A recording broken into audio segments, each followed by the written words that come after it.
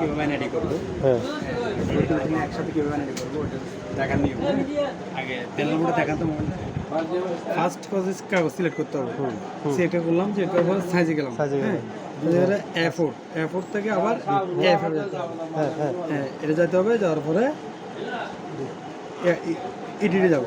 এডিটে যাওয়ার পরে এটাতে যাবো কত 2/4 লেখা আছে, এটা ঢুকলাম।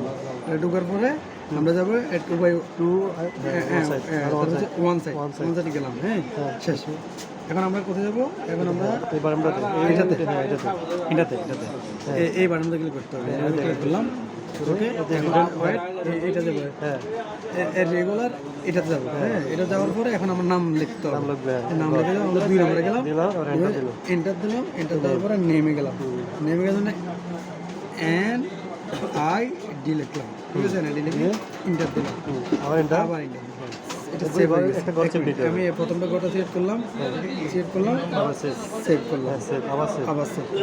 ঠিক আছে, শেষ হয়ে গেছে। এখন আমরা এটা যাবো, এটাতে যাই। হ্যাঁ এখান থেকে বাড়ি যাবো, হ্যাঁ বাড়ি যাবো। ওকে বাড়ি একদম বাড়ি ক্যান্সেল দেবে, হ্যাঁ ক্যান্সেল দিয়েছি। এখন আমরা আইডি কার্ডটা কেমনে করবো? এখানে যাবো, হ্যাঁ এখানে না 1 মিনিট, এটা যাবো, ঠিক আছে? NID কপি মোড, তারপর আমাদের স্টার্ট দেবো। 1 মিনিট এই কাগজ এটা আইডি কার্ডটা করবো।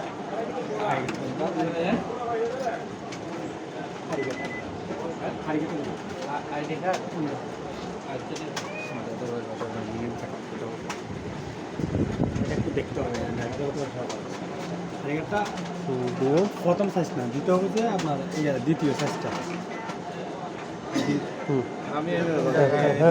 এখানে বসাবেন, এভাবে বসাবেন। এভাবে বসানোর পরে হ্যাঁ আমি বলি কাগজটা অটো সেভ হবে। এখানে যাবো, এখানে NID কপি মোড যাওয়ার পরে কাগজটা উল্টা বসাবো। উল্টা বসে স্টার্ট দিলাম।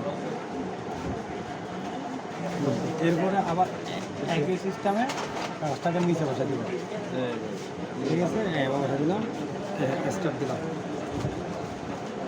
স্প্রিং দিয়ে দিলাম।